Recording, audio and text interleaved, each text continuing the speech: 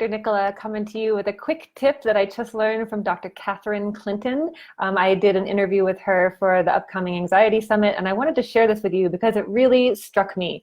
And she said that one thing we can do, because we were talking about anxiety and stress and overwhelm and how a lot of us are just kind of living in that place and don't feel like we can change our entire life circumstances, at least not in this 10 seconds.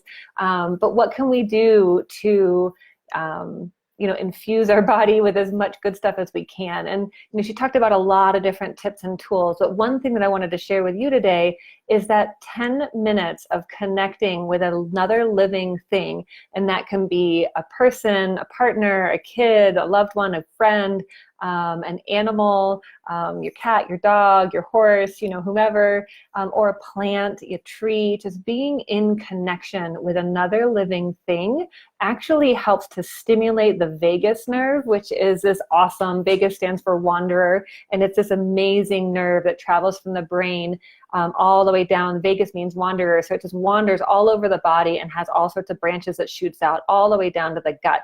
And not only does it go from the brain to the gut, but from the gut back up to the brain as well. So this vagus nerve is really, really important if we want to talk about resetting our nervous system. And there's some pretty heavily interventionist things we can do, but to stimulate that vagus nerve. But 10 minutes of deep, deep connection with another living thing. And again, that could be your favorite orchid or a beautiful tree out in the park by your office or my office, and that this is enough. And it's been really, really well studied and documented that it creates new neural connections. So if you're not sure what to do, or if you've had a hard day, and especially if you're someone who tends to isolate, go ahead and allow yourself to connect in with another living thing.